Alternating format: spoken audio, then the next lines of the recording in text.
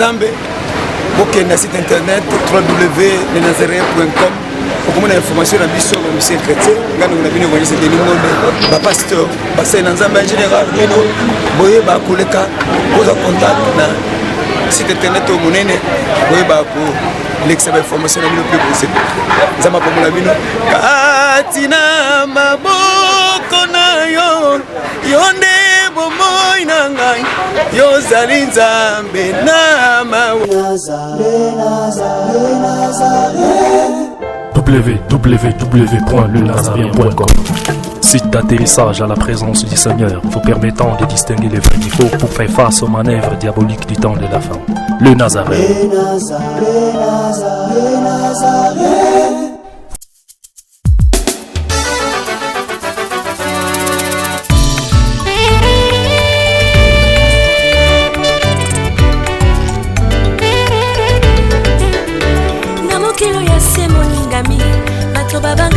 Babunga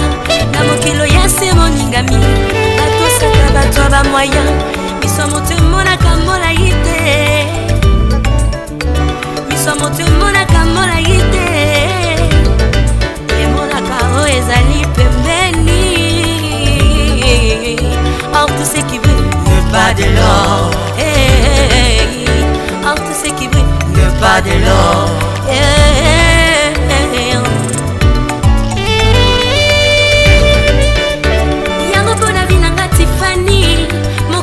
Katepo na yebi naza elembo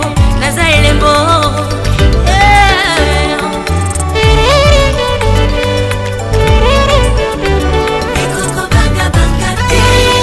kulenga lenga te naza elembo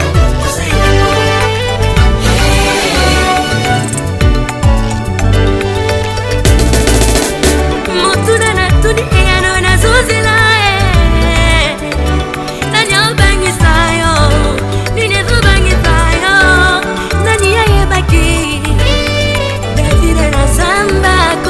kukuma hero nani ya banzaki epi bochette na loteba akokaki kolia mesala bakondi nani ya banzaki sara na dédoublement ménopause akokaki mpe kobota isa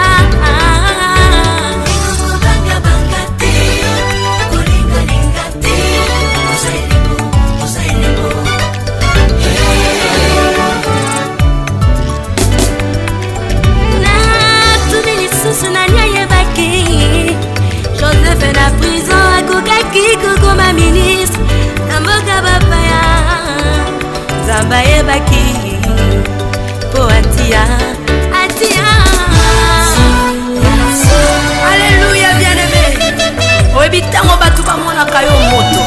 yalingi nayebi soki Nzamba amonaka moto kaka te Yesu kasi Nzamba azomona moto Nzambe po atia bakarisme mpe bakapasite na nzoto na yo yango ntango ofandaka yo moko otutaka tolopelo baka. Yes, alléluia.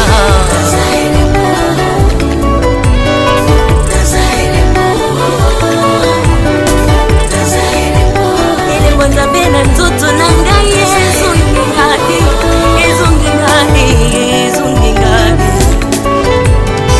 Il y a 3 personnages na mokili basusu bakelama po bazala bécrivain bango mosala na bango kokomaka se ba histoire jamais bakomona bango ekokota na histoire. Alléluia bien-aimé. Nalingi na biso ke mokili eza na makambo eza na bato misusu bamipesa mosala uniquement po batongaka balinga alingi akoma histoire ya vi na yo ayeba oza wapi ozosala nini okomi wapi. Nalingi na biso kobengaka bango basongisongi te baza nde baécrivain ya vi na yo bengaka bango baécrivain. Yes.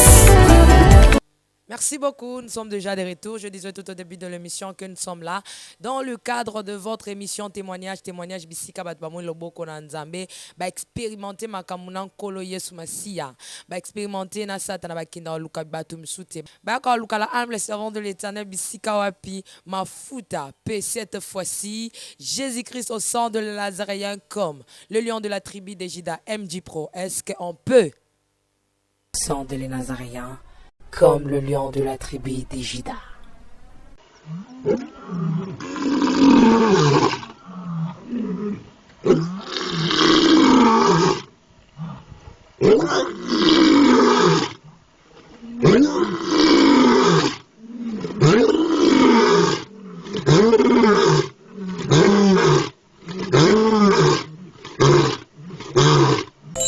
ciel restera toujours ouvert, bien-aimé dans le Seigneur. Likolo ekotika la kaka ya kofungwa mape nkembo na nzambe ekokita kaka. Bien-aimé dans le Seigneur, Jésus-Christ n'a pas changé. Il est le même hier, aujourd'hui et éternellement. Et il est le lion de la tribu de Juda. Mais cette fois-ci en Espagne. Mama Nangaye, église Casa de Orancio, azali kosepela elongo na bana na nzambe po ete nkolo asali bango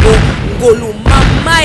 ngolu nde ngolu jour pour jour 8 ans de marche avec Jésus-Christ. Voilà pourquoi l'église Casa de Orancio organise des grandes journées d'action de grâce pour rendre gloire à l'Éternel qui aura lieu déjà le 29 et 30 novembre 2014. Mama Nangaye avec des hommes de Dieu ci-après. Pasteur Oscar Bola de Paris, Mama Nangaye, couple Abner Lopez de Guatemala, couple pastoral Teresa de République Dominicaine,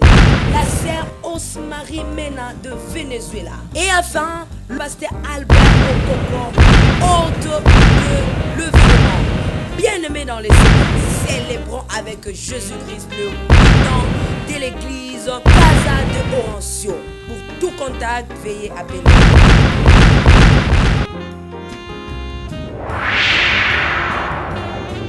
Bienvenue à tous. Likolo et Tikali Kaka Yakofuma en Espagne. Merci beaucoup. Sans plus tarder, je m'en vais déjà dire bonjour l'homme de Dieu. Bonjour maman Tiffany. Il s'appelle le pasteur Joseph. Il nous vient de l'Afrique du Sud. Pasteur, comment vous allez? Oui, je vais bien par la grâce de Dieu, maman. D'ailleurs, je dois déjà commencer à vous dire bon anniversaire d'abord. Merci beaucoup. Nous allons bien par la grâce de Dieu. Dieu nous protège. Et que Dieu vous bénisse, vous tous qui nous suivent partout à ce moment. Merci. Merci, je m'en vais déjà vous dire que soyez connectés. Hein. Soyez connectés parce que la Bible me dit, il reviendra, il est déjà là, où les vrais adorateurs adoreront le Père en esprit et en vérité. C'est pas tout simplement prier. Adorer Dieu, c'est même si comme je suis en train de passer cette émission, je suis en train d'adorer le Seigneur. Donc, on sort au salaya, au salé l'ancolo, quoi adorer. Ce qu'il faut ça en esprit et en vérité. Même celui qui nous regarde, il y a qui ose quoi adorer Nzambe. Donc, tala yango en esprit et en vérité. Que la Bible soit critique. Makasi te o vandagi bien te o telemagi bien te dans l'anda témoignage on a bonzambe pasteur Joseph okoko ebisa bato s'est présenté puis opesa bana nzambe mbote avant que to banda. Oui, merci maman. L'apôtre Joseph Chopa, il est marié, père de 3 enfants. J'habite l'Afrique du Sud et le père de l'église co-héritier du Christ en mission. Nous avons été appelés par le Seigneur. Namisalo Tozosala, vu que Toumeli Lelo, ça fait plus de 20 ans, nous avons un témoignage de la part du Seigneur. Et on a partagé, on a bananion sur un Zambé, ou Bazolanda Bisso, comment est-ce que le diable est en train d'agir aujourd'hui dans la église en Zambé. Voilà au moins le connu, Matifani, parce que vous êtes suivis et Nabino, tu as atteindre le monde entier. Congolais comme aussi Bamboka Mususu, Bandeko Nabiso Musu étranger, Bayoka ce témoignage, ça sera bien pour Nabango. Pasteur, l'homme de Dieu, est-ce que êtes-vous sûr que ce témoignage va vraiment édifier le peuple de Dieu? Oui, je suis sûr parce que ce témoignage a édifié plusieurs églises partout où j'ai passé dans le monde, dans beaucoup des églises, précisément ici en Afrique aussi, au Congo en particulier. Donc, des églises se remplissent, les gens se convertissent. Et il y a même, à travers mon témoignage, il y a des guérisons, des miracles, des délivrances. Dieu opère à travers ces témoignages parce que lui qui m'avait dit, il dit, allez, dites à l'église, dites aux gens tout ce que vous avez fait dans ce monde-là des ténèbres et pour que mon église soit prudente parce que je reviens bientôt. Voilà ce que je peux dire. Excusez-moi, l'homme de Dieu, avant que vous puissiez commencer votre témoignage, j'aimerais un peu te poser 2 ou 3 questions. Quelle est l'importance du témoignage? Oui, maman, le témoignage est très important Vous savez, même si nous lisons dans la Bible, dans Ésaïe, chapitre 8, verset 20, la Bible dit à la loi et au témoignage, donc Ésaïe chapitre 8, verset 20, à la loi et au témoignage, si on ne parle pas ainsi, le peuple ne sera pas éclairé. Vous allez comprendre qu'à la loi, donc c'est ce que Dieu avait prescrit à Moïse, comment est-ce qu'il a conduit les enfants d'Israël, comment les enfants de Dieu doivent marcher dans la vie chrétienne aujourd'hui. Et le témoignage, c'est quelque chose d'édifiant, des bienfaits de notre Dieu, ce que Dieu a fait dans notre vie. Quand Isaïe dit à la loi et au témoignage, si on n'est pas ainsi, le peuple ne sera jamais éclairé. Donc, je dis que le témoignage, c'est très important, c'est même biblique. C'est même biblique. La Bible dit, il témoignait devant tous, il témoignait. Donc, c'est la parole. Merci beaucoup l'homme de Dieu, parce que nous avons vraiment beaucoup de peuples de Dieu. Il y a beaucoup de peuples de Dieu qui nous posent tant de questions, qui commentent nos émissions. Faites-nous un peu la différence entre la parole et le témoignage. Ok, la parole de Dieu, c'est ce qui nous éclaire tous. J'ai suivi, quand je lis la parole de Dieu, dans Ésaïe 8, 20, la Bible dit à la loi et au témoignage, si on ne parle pas ainsi, le peuple ne sera pas éclairé. Le peuple restera dans les ténèbres, dans l'ombre, c'est ce que vous avez dit. Alors, quand nous parlons de la parole de Dieu, la Bible dit, c'est pour édifier. Hein? C'est pour édifier, c'est pour que cette parole change de vie. Mais lorsque nous sommes en train de témoigner, nous sommes en train de parler de quelque chose de bien fait de Dieu en nous. Et ce témoignage aussi peut amener quelqu'un dans la conversion. Pour dire, regardez, si celui-ci était sidatique, si celui-ci était malade, si celui-ci a connu tel ou tel problème, donc Dieu lui a guéri, Dieu lui a fait grâce, donc Dieu peut aussi faire avec moi. Mais j'ai toujours dit au monde que mon témoignage à moi est accompagné par la parole de Dieu. Parce qu'un homme que Dieu a visité, qu'il a vu la main de Dieu, dans son témoignage, le témoignage vrai est toujours accompagné par la parole de Dieu. Tu peux voir quelqu'un qui dit, bon, j'étais sorcier, j'étais dans la magie, mais lorsqu'il témoigne que Nabomaki, Nakataki Mutumutu, Nabebisaki, mais en lui-même, il ne sait même pas faire sortir des versets de la parole de Dieu, c'est que cet homme-là n'a point connu Dieu. Parce que si tu as connu Dieu, Dieu donne un message lorsqu'il te délivre, il te prend dans les ténèbres pour la lumière, il te donne un message. Et ces messages-là, tu vas communiquer ça au peuple de Dieu. Voilà ce que j'ai été et voilà ce que la Bible dit à ce sujet. Donc, les témoignages et ce n'est pas vraiment différent de la parole de Dieu, mais sauf que la parole de Dieu est au-dessus du témoignage. Parce que quand nous témoignons dans notre vie, nous ajoutons, quand nous donnons la parole de Dieu, pardon, ce que j'avais dit, nous ajoutons les témoignages pour dire que voilà, la parole là est vraie. Parce que moi, je l'ai vécu, je l'ai expérimenté dans ma vie. Voilà ce que je... Plusieurs ne croient pas. Est-ce qu'un témoignage peut aussi transformer la vie d'un chrétien ou la vie d'un païen? D'ailleurs, parce qu'il y a plusieurs qui refusent, qui boycottent, que ce n'est pas vrai qu'un témoignage peut aussi transformer la vie d'une personne. Non. Vous savez, c'est écrit aussi dans la Bible. Et d'ailleurs, ils disent que c'est inutile de témoigner, prêcher la parole. Gloire à Dieu pour ceux qui disent cela. Voilà pourquoi j'ai dit, Maman Tiffany, devant aussi mon ministère, quand Dieu m'a envoyé, j'ai trouvé 3 sortes de personnes. C'est ceux qui croient que le témoignage peut transformer quelqu'un. Et c'est là qui croient que le témoignage peut transformer quelqu'un, mais ça n'a pas des effets, ça n'a pas de valeur pour qu'aujourd'hui à l'église on parle de cela. Et c'est là qui croient que le témoignage peut transformer quelqu'un et a de la valeur et peut aussi transformer quelqu'un. Oui, j'ai dit, c'est biblique aussi. Vous vous rappelez encore, quand Jésus s'est rencontré avec la femme samaritaine, la femme samaritaine lui a dit, es-tu comme notre père Jacob, qui, après avoir creusé ces trous, et nous buvons cette eau pire que notre ancêtre Jacob nous a laissé. Jésus lui a dit, moi qui est venu devant toi, si moi je te donne de l'eau vive, tu vivras longtemps et tu n'auras plus soif. Et la Bible dit, lorsque la femme est allée rentrer au Samarie auprès de ses frères, auprès de ses sœurs, il a commencé à témoigner. Il dit, venez, j'ai trouvé l'homme. Donc il a témoigné, la femme n'a pas prêché. La femme a témoigné. Quel est le verset que la femme a fait sortir, maman? Donc le témoignage, il a dit, j'ai rencontré, venez. Et à partir de son témoignage, tout Samarie a cru. C'est ce que la Bible dit. La Bible ne dit pas après avoir prêché. La Bible dit après avoir témoigné, tout Samarie a cru en Jésus. Donc le témoignage a de la valeur aujourd'hui à l'église. C'est très important de témoigner. Et je vais vous faire rire, maman. Et vous savez, l'église Nzambé Malamu, pour ceux qui sont en train de m'écouter, la plupart des gens qui sont venus en Zambie, madame, à cette époque. Je me rappelle encore du pasteur Lokadi. Là, j'étais encore païen, je ne connaissais pas Dieu. Lorsqu'il était en train de témoigner, il y avait eu plusieurs convictions. Même ma mère à moi a été convertie à partir de ces pasteurs. Quand ils disaient comment est-ce qu'ils opéraient, comment est-ce que les sorciers faisaient dans le monde des ténèbres. Et quand ma mère a connu cela, il a compris, il a dit non, je vais changer ma vie. Vous comprenez? Il y a d'autres personnes, ils ne connaissent pas capter comment la parole de Dieu est. Mais lorsque nous sommes en train de prêcher l'évangile et que nous témoignons, ma soeur, il y a cela qui peut changer. D'ailleurs, je vais vous dire une chose. Les gens croient toujours que les témoignages, c'est toujours pour les choses de Dieu. Les témoignages aussi, c'est pour les païens. Je peux vous montrer un exemple, maman. Et que vous êtes allé chez un tailleur, il a bien cousu votre habit, et après vous témoignez de ces tailleurs. Et les gens viendront suivre. Pourquoi ils ont besoin de... Oh, nana tongoli lambo, ezaki to quoi, obité tailleur, ils sont là, mutatongeninga. Voilà, au petit témoignage, au prêcher, au petit témoignage qu'il y a tongeninga malam. Et les gens suivent ces tailleurs. Donc c'est comme si, pasteur, excusez-moi, c'est comme si vous... pasteur,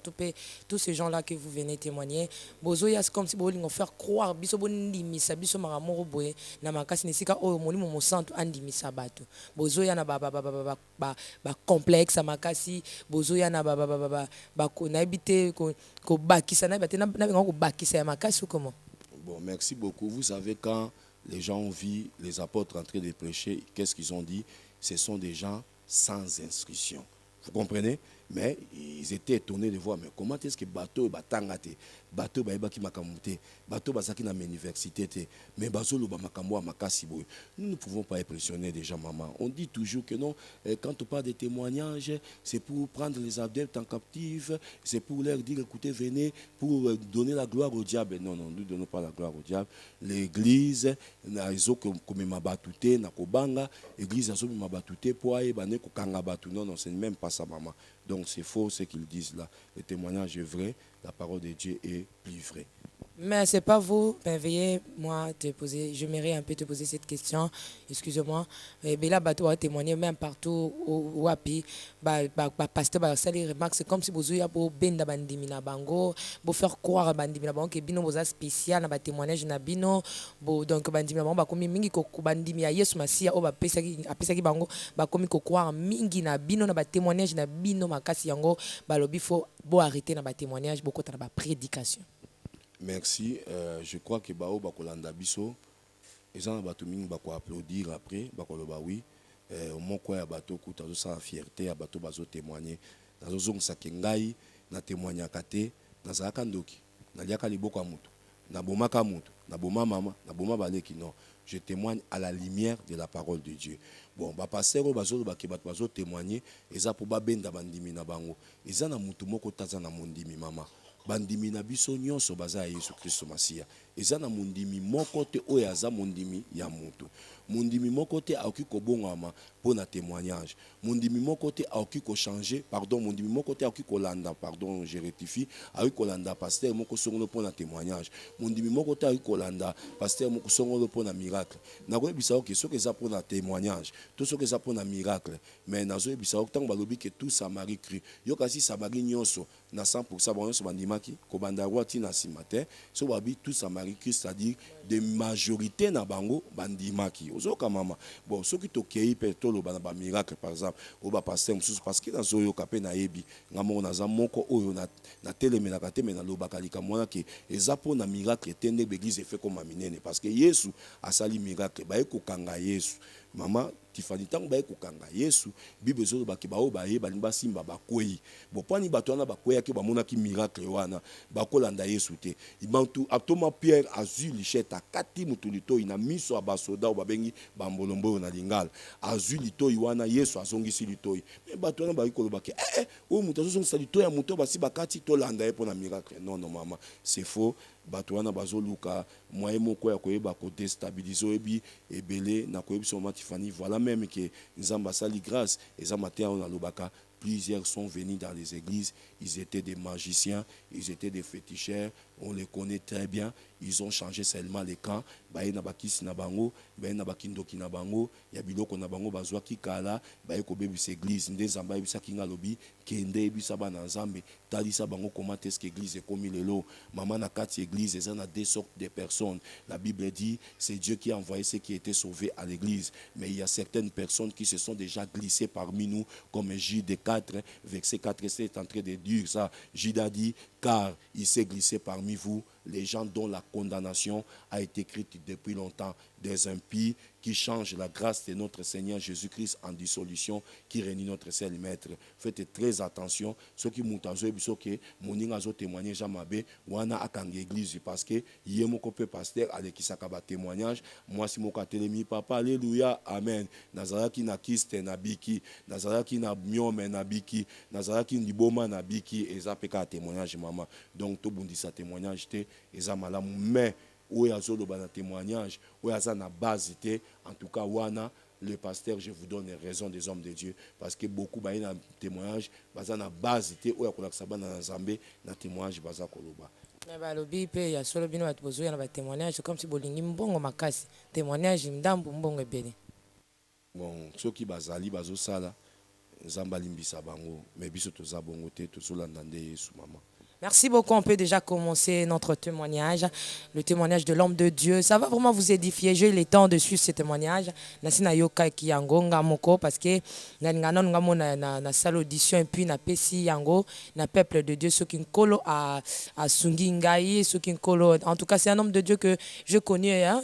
Moi vraiment mais à l'écart qui était azo qui non terre le il a fallu to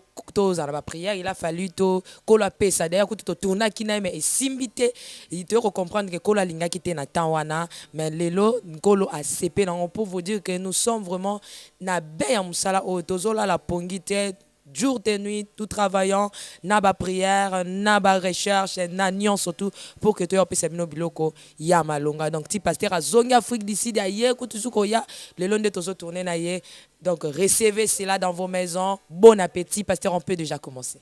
Merci maman na pamboliba na Nzambe nyonso nyonso bozolanda biso. Vous pouvez bien nous suivre et suivez cet site que Maman Tiffany est en train de nous donner. C'est très important. Ça a édifié plusieurs. D'ailleurs, moi-même, je suis aussi partisan. Je suis ça à chaque fois. Et je suis en train de voir comment est-ce que les gens sont en train d'être changés. L'évolution de beaucoup de choses. Alors, merci maman pour cette occasion que vous m'avez donnée. Et merci à toute l'équipe qui sont avec nous. Et mon témoignage, je le débite comment? Vous savez, Pasteur, s'il vous plaît, ils ont un mois lingala et belé pour n'abandonner comme ça. Aux États-Unis, bah c'est là qui remarque, bah les français vraiment, bah ils ont fait ça bon moi cocoso, tout le la langue nationale. Donc tous en a complexe té ya koloba témoignage na biso na langue na biso mindele ba ye kola pe lingala. Vraiment, ça coûte bien ngala za pe na bongo na linganga d'ailleurs na Afrique d'ici na ibsa mindele na lingala. Et puis so landi ba na mususu o ngana na zalaka na bango na Roma ko isa ba komo ba même pondu. Même likayabu donc pour lingala na biso pe fekende musika so komi le loma Tiffany biso na kati ya Johannesburg so komi na quartier abengi Yoville au monde na kati ya Yoville ozoma na mundela zo balingala boniko mama boza malamu ya sud africain na pese mote mbote na bino donc c'est bien de biso moto lo anglais pour na bango na français biso to lo balo bango mama balo ba ki Congo ki Swahili chiluba pe nyonso balo bango na ki tete le nom de Jésus. Alors le connait zo le kana biso mameza ke na corriger te maintenant apporter pe soutien nanga les loko yo lobby na bandeko baza na États-Unis soki pe na bina bandolo anglais na ba ketolo ba témoignage en anglais ya français pe ba koyoka te so to pe to ba lingala ya matam soupe ya pe baza en anglais pe ba koyoka te mais to ça ndenge mélange po esunga biso très bien to pambola batu nyonso témoignage nanga zalinga apôtre Joseph Chopa pona ba o yanga ba benga nga pièce rare. Pourquoi pièce rare ba benga nga parce que Matifani za na histoire na botami na papa moko aza na 47 enfants papa nanga azaki militaire azaki garde corps principal ya Mobutu tozova na Kanchach menga na koli na lemba pourquoi na koli na lemba papa azaki tellement na basi ebele et papa ekokoma ke abimi na basi ebele tellement boti biso po pa na biso soko yo ozoluka Joseph faut préciser parce que toko bimelo même 3 Luka Tiffany, par exemple, il faut préciser, pour te dire même 4. Luka Mado, il faut préciser. Alors, papa n'a biso tellement zaki mon boulou mingi nambongo ane ko mona na mingite, maman okai ko supporter mariage wana te. Et surtout bambanda baleka ki maman senga ki divorce abima ki na liba na ya liboso. Oyebi n'époque wana batu bayeba ki nzambe te, bayeba ki bazeke, bayeba ki ba muziki, ba biloko andengo wana. Nde maman aye ko ba la deuxième mariage. Na kokola na komi na lemba pona bato ba ebinga maître Chopa bato musunde ba hôtel nga bazo ba mais wana maître Chopa donc pasteur après 20 ans passé boka histoire na ngelekaki mama tanga na deuxième mariage il fallait ki abala na bala na ya bandi bien amemi ngai na leki na ngai o alandi ngai o azana Angola pasteur Claude amemi biso na kati ya libala tant to komi wana aboti mo na misatu na libala wana ya mibale aboti mwana mobali o babengi leki frère nanga moko jo mama komi ko luka siko ndenge nini na kosala papa ako ya père nourricier nanga komi ko obligé mama nanga alobi nga na sepeli ke obota pe mwana mwasi malgré que naza na mbongo parce que mama Tiffany soke papa ya koboko linga zaki na mbongo papa Kasongo o nazo pambola lelo aza suna biso ta sakenda papa wana nda salanga kutuna tanga ta mwa muke po Tiffany oyebiso eza makambo bela ko yebiso ngai na classe on a ebi pendant na tanga ezalika 6e primaire maman ma classe musu na somba ba bulletin eza kutu na kata témoignage nanga na ko sabino qu'est-ce qui s'est passé tant to ko évoluer sima nde na kati wana mama abani ko luka mwana mwasi pas sepelisa mobali or nazo ebisa ndeko nanga moko ata soko oboti ya basi kumisa nzambe ata oboti ya mibali kumisa nzambe bango so bazabana bible zo sabiso ke bana baza don ya nzambe. Donc les locaux nazo na kisasa la plupart na yo komona tant on a voyagé mingi na komona ki kutuba na basinde ba osalisa ba famille mama Tiffany lelo za mwana mwasi oza na charge osalisa libota na na sepela mingi na yo po oza mwasi moko correct et honnête et puis une femme de prière yango moni biso to pusani tango ye to tuni nzambe est-ce que na kene nzambe abi kende wana mosali nanga ozo mona mama moza mwasi oza mobalite comment est-ce que zokota partout yo mwasi na opambola bato yo na ba bo soutenir be mission aboye po mission aboye po ezosunga bino. Alors mama tangu ngai na eko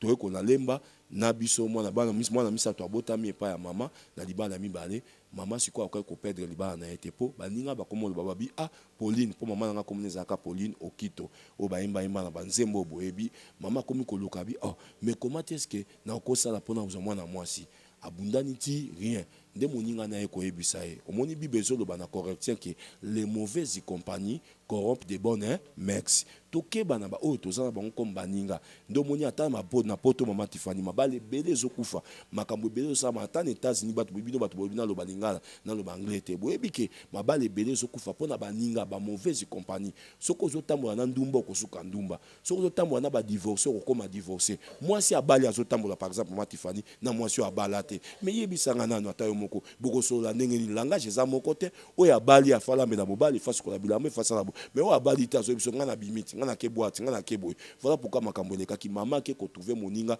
oya zaka likolo moko na ete nzoka moninga wana asakota ki na mondi ya sorcellerie. Alors mama moninga bisa bina ko mema yo e papa moko papa wana sali sakabatu papa wana za malamu tokende pa na mama ebeka ke un guérisseur ndong moni bango batondi lelo na kisasa batondi na monde lelo ba guérisseur wana. Alors eloko nini ekoleka mama Tiffany nde mama akina moninga na bakekola kisaye papa moko ebalembonge papa wana ebalembonge na tango wana za na âge ya 4e primaire je me souviens encore nazotanga na internat ya bonga yasa infra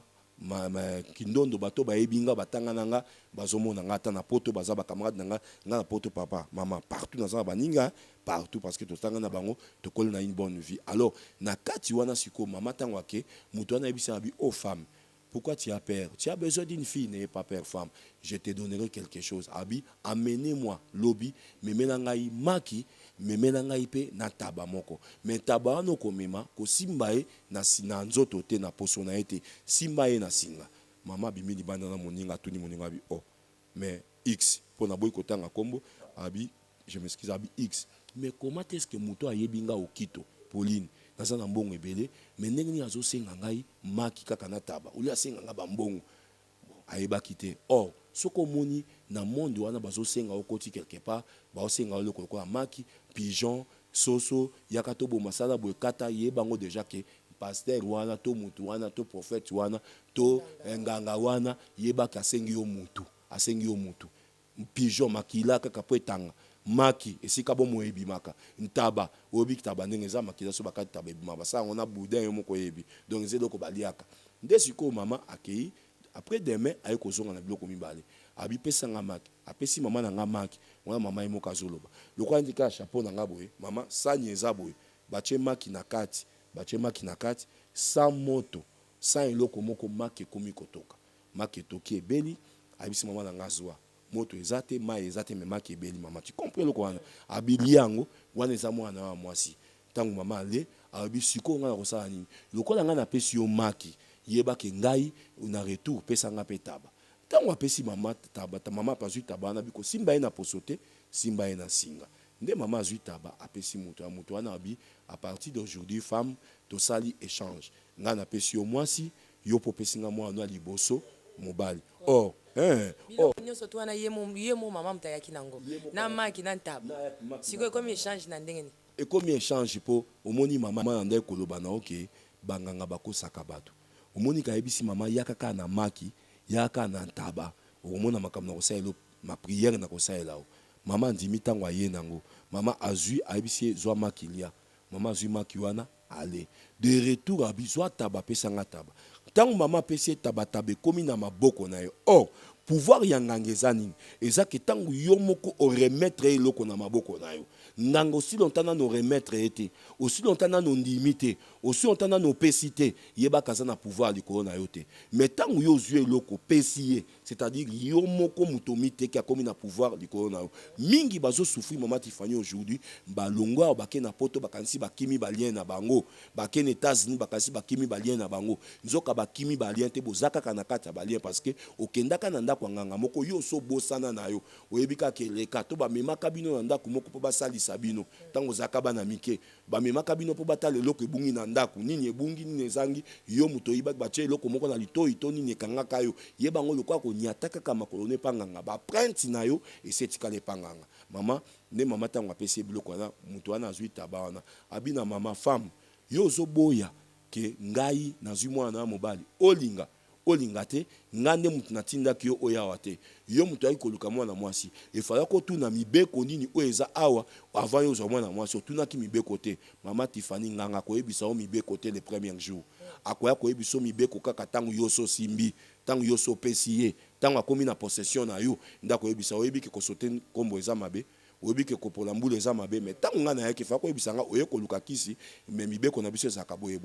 au contrairement alobaka te mais nzambe na kata bible azobisa si tu obéis à ma voix voici ce qui va se passer mais si tu n'obéis pas voici ce qui va se passer donc Dieu montre la bonne chemin oui dorénavant il montre la bonne chemin et la mauvaise ozomona alobi choisir le bien ou le mal la malédiction ou la bénédiction mais pas ngangeza ndengwa te mama tango apesiye mama obi na kopesa mwana nga te mama komi koloba kutu na ba au nom de Jésus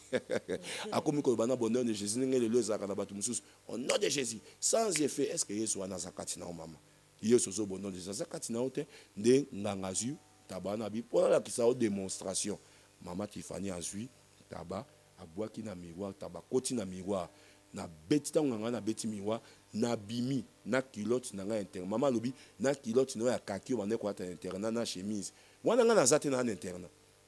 alobi na bimi na kati ya nini ya miroir wana mama na taba pembeni mama gangi ya tango gangi nganga na bisa bi olinga te bango lelo ke esili na zudi ya mwana mobali akosaela biso mwana oyo tomoni étoile na ye tokoboma ete mais mwana akosaela vie na biso mama kasaki lokuta mama craquer porte a fingi nganga akei na ye nzoka mama abosana mais nganga na satana babosana te mama na bandi kokola tango nazokola na kati eterna un jour na beli maladi oya kosakana te na beli maladi na maladi wana na ye kokufa mama Tiffany soko tuni na bonga yasa na hôpital ya bonga yasa nazoyeba tango wana tozaki na préfet Ewondo Esakwe préfet na biso Ewondo Esakwe wana tozaki na bas frère Joséphite oya lemba oya eza na terminus awa na côté ya Fidi tokendaka eterna parti wana muta komisaka nga bande kobenga ye je crois frère moka komisaka nga boye bosoki kombo ye na ko rappeler totangi na ngambo wana ya kuvana bambavu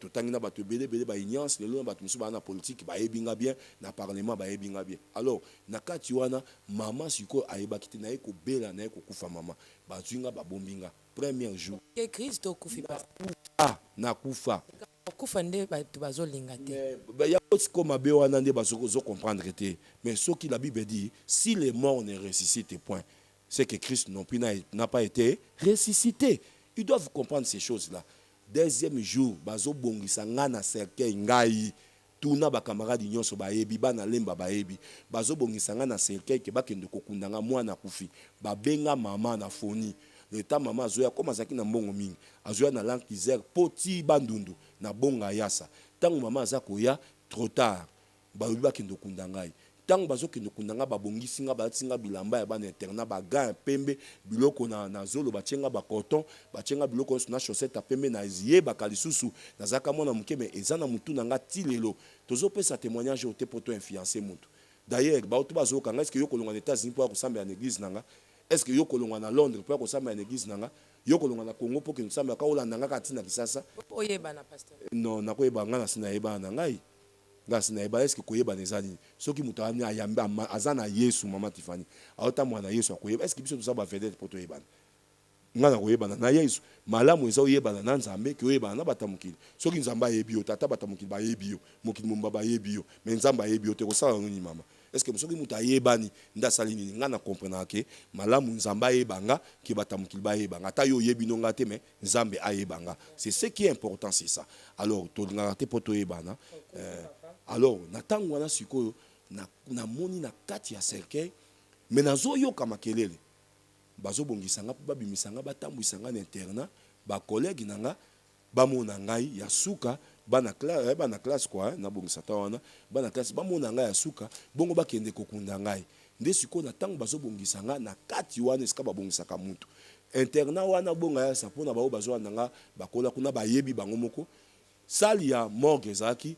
na kati ya sala soko leke sika hôpital ba maladi baza ndo bimimba mo koti na morgue siko muntu o ba obimba koti na morgue faut ba lekane kota ba sale maladi baza to pembeni libanda siko ngai na yeba ki porte ka moko tangu siko bato bazo bongisanga na yoka na moni siko ngai na sina kufaki nazomona nazana kati ya libulu moko ya molili bakangi ngai ba chaîne mais nazomona na kati wana ondire nazoyoka te nazomona te mais nazana molili mais nazoka kaka ba bout mama donc moi makele la bato bazolo ba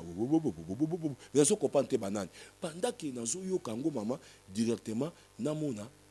likolo efungwami namoni leloni na lobaka kisa ange de l'Éternel namoni ange moko akiti likolo azokita na épée tanga azokita esika nazaki na ténèbres lumière ekoti ténèbres ekei bible ezobisa biso esika lumière eyali ténèbres ekovanda jamais ozomona nga très bien de ce côté lumière wana eza kokita éclairé wana namoni ba créature moko bizarre mama Tifani donc nzoka nazaki wana ba chaîne nazaki na ba créature bizarre mais nazomona ba onte po nazaki na molili mais tango lumière ekei eye pardon monani Paul eye molili ekei namoni clair nde mutu oyo ayambi Yesu na bomoi na ye tango lumière yaka nda komona nyonso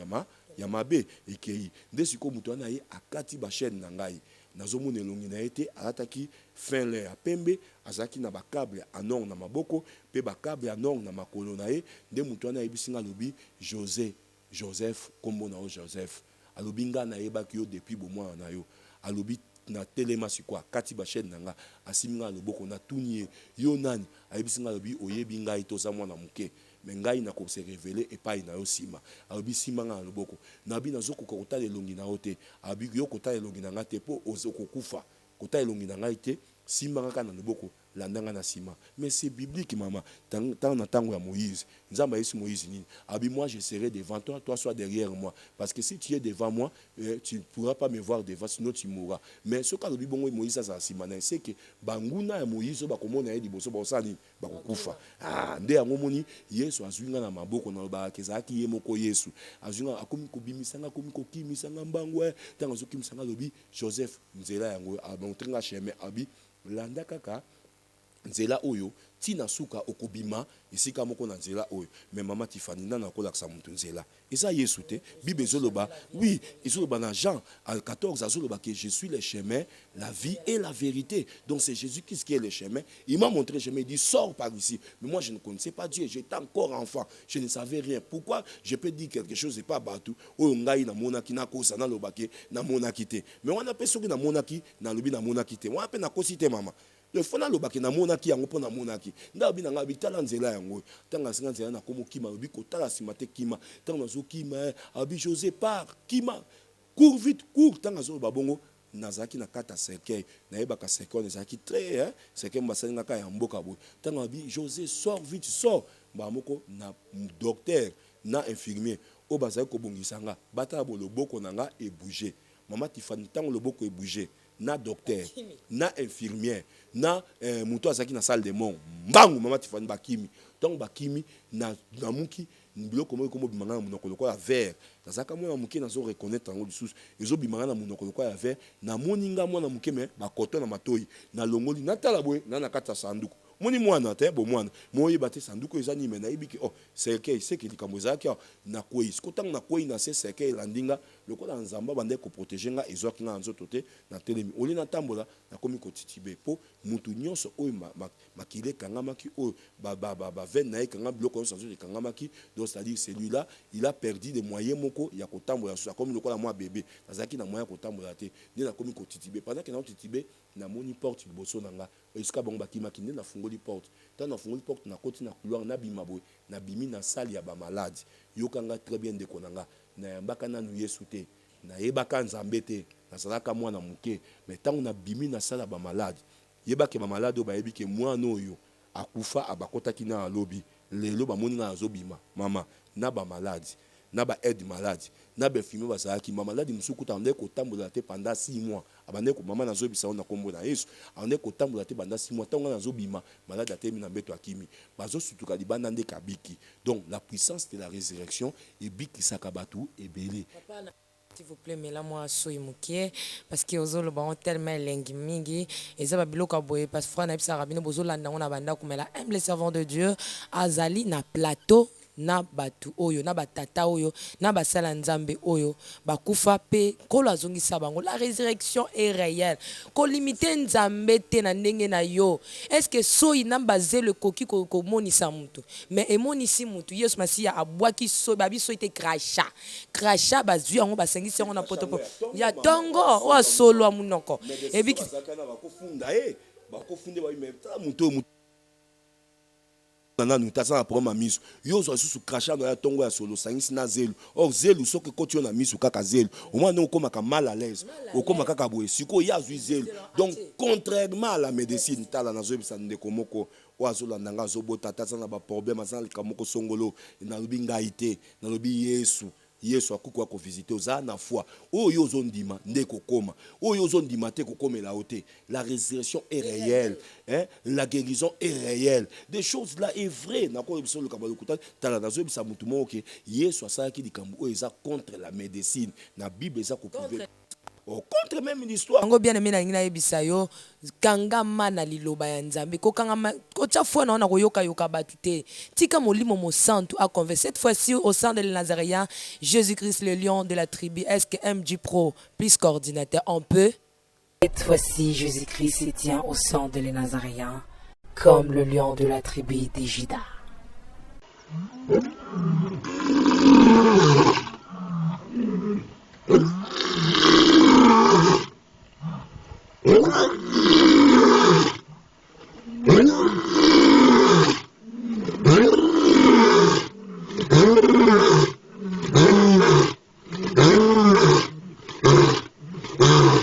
Déjà de retour, nous avons pas ba maman et la humble servante de Dieu partout dans le monde. Papa na lingina tout en question. Ningo zo baka lycée quoi. Oui, tout c'est bien que lycée quoi est réel. Hier soir à section après 2 jours le bia wana yoki. Premier jour, le deuxième jour ndé na oui. Mais pour na ezala ki na premier. Est-ce que Yesu pas ko kende au-delà à section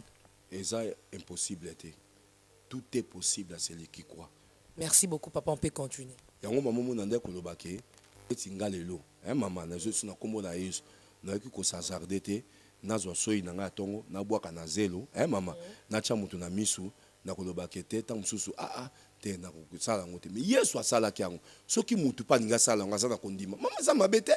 ezama soko monike kosala mais kosala mama alors na bande kolobake tangu na telemi bongo na bimini banda nde sikoyo bato bakiminga tangu bato bakiminga nazoyeba directeur na biso le azaki directeur oui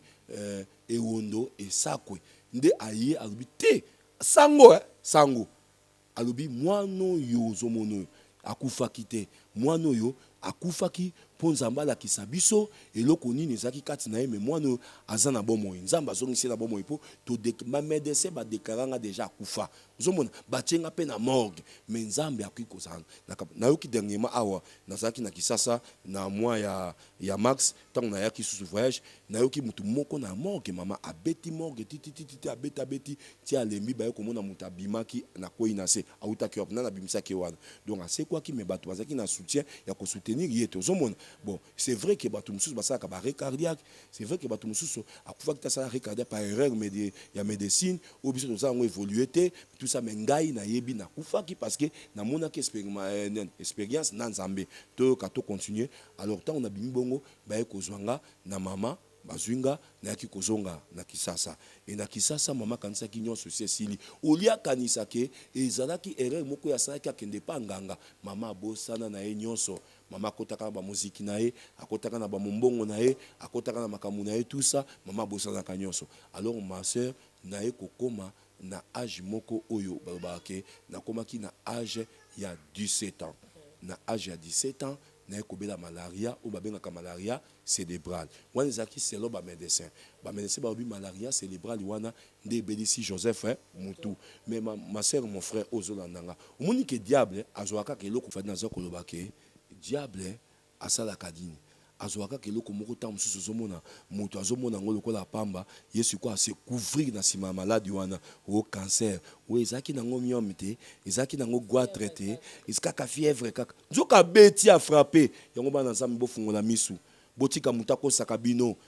akosaka bino yo boti mwana kizengi yo boti mwana babo moni mwana aveugle bazoyebisa yo parole ya nzambe toutes choses concourent au bien de ceux qui aiment Dieu ali yo pour vendre na connaissance wana mwana ya kizengi bongo ya voisin za kizengi te poani non la Bible dit tel qu'il est tel que nous sommes. Il dit faisons l'homme à notre image et à notre ressemblance. C'est que tu refuses, c'est ce qui va partir, c'est que tu crois. Il y a un écoyakati non. Ce qui est boya bilo comme ça que moi na ngazabo etala. Na Bible ezali mama. Bible obi na tango roi Salomon ezaki na basi mbale ba lali. Moi si moko ya zoba alaleli mwana nae. Tango akufi na tongo alamuki bango mbale. Oyo siko abatlaki mwana atala bo ba changer que déjà mwana na butu. Donc Satan a changé ba vie na biso ka na butu. Tango alamuki au moins ngai te abi mwana nga koza ya kufata za na bomoy elle a déclaré à comprendre que wana za mwana na yete soko moni loko yosa na kata nzoto na yo problème ko za kata na yo eza yo te déclarer dites ça ko ke koloba na ngai te toutes choses concours de bien de ce qui est médié au moins base de tout ce qui se concerne glorifier l'Éternel obi ke nzamba tala kabino bo habitala bazoba ba yuma oyo na sina pesa nyonso mais azo comprendre te que za satana obi satana za ya ibi verset biblique ma casse ayebi Bible ma casse il sait comment te prendre il sait comment te gérer maman te gérer dans la vie te manipuler faire de toi comme un instrument vous comprenez maman diable mais biso tout ça va auto boya na kombo na Yesu Christ Masia que diable a manipulé biso pas manipuler banonga zo kambate na yebisaka bango toujours likambo moni eza bien te loba eza bien te o eza bien loba eza bien oh non il est combien maman déclaration de la foi au lieu au nom de Jésus na liaki au balité on a déjà kobala maman s'il y en a pas de demande à Dieu Bible demander nzamba kosite est-ce que nzamba ka soni pas ba que demander bo demander ça banane demander version na ça banane demander ça biso bananzamba alors maman de loko na zoloba tant aussi qu'on a kozonga ça na comme na âge à 17 ans na ekobela maladie wana ba eko déclarer par ba docteur ba beza malaria cérébrale mais yo ka ba docteur ba maladie nini cérébrale malaria cérébrale mais nga na lali bazo perfuser nga mama pendant que na lali na moni chambre fungwami na butu lokwa mama zaki na mwa mbongo ba chak na chambre na ngamoko na lali na moni porte fungwami siko na sutuki na otala moni ba effet akisi ndenge sala ka mwana tout ça natali na moni mutu moko olia kota atala ni boso azokota na mukongo alati noir alobi nanga Joseph nabi na tunye yonan abingai protecteur na on yo protecteur na nga oye ko sani abingai naza docteur na bi non lokola ka réflexe te mama na bi docteur ataka ba bilamba mwindu te ataka bilamba pembe docteur ko bilamba mwindu te abi Joseph kanga munoko na ye ko salisa o na bi te na ko ganga baluka na monelongi tanga baluki mama nga moko na mona mutu elongi ezate matoye ezate ça dit elongi ka normal matoye ezate miso ezate munoko ezate loko moko ezate nde aye ko bisanga lobi ko ganga te so gangi na ko bomayo nde afuli mupepe kati na tanga afuli mupepe depuis ce jour là mama na komeka ko ganga butika ngai na bimanda kuna biso salité tuna ba camarade na nganyo sur alemba terministe ba koyebisa bino na bima salité ba kanganga mama na basinga mama komi ko kenanga partout l'hôpital tobimi ake na centre telema na zwaka lobiko liboma mama liboma na komolia biloko na batinela lemba ba master ba ebité papa ningo zabo ningo lati pendant kola tsungi olati ba veste bobela ki liboma mama oyebi na âge à 17 ans na comparaka histoire na ngana Joseph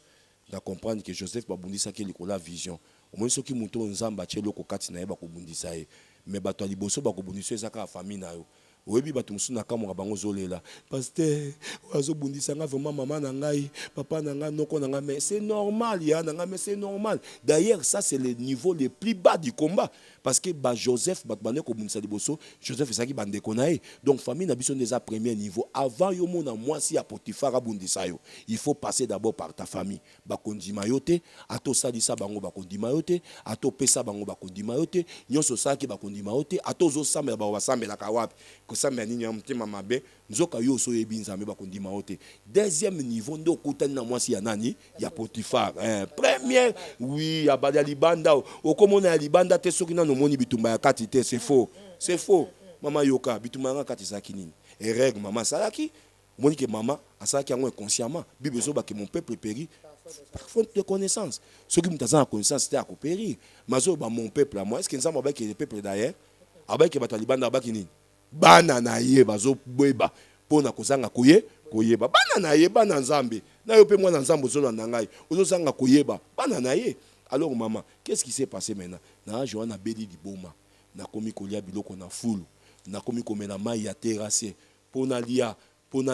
il faut kaka mai ya terre il faut na lia biloko ya nzela biloko ya terrasse. Écoutez peuple de Dieu pendant que nande kolia biloko ya nzela maman nanga zolela autu na likamuni ne komeninga bande konanga baebi na za bande konanga na za ba frère nanga baebi qu'est-ce qui s'est passé babi malaria cérébrale nzoka ngai na monaki muto ayaki kopesa nga liboma wana na monaki ye nde sikoyo mama ko maebaki na nzambe te koko nanga ayekoya tant koko nanga ayekoya bae ko mema ngai epa ya musée aidine abala musée aidine abala nda bondela ki pona ngai nde moli mwana elongwaki tilelo mama na ngai. Alors tangu na kokoma na ajoana nzoka mama asabosana na nyonso le kakikala olaye bake par erreur akendaki ye faute na ete muninga na lakisaki ye alors na kokota na biloko wana mama eloko nini komeninga sikoyo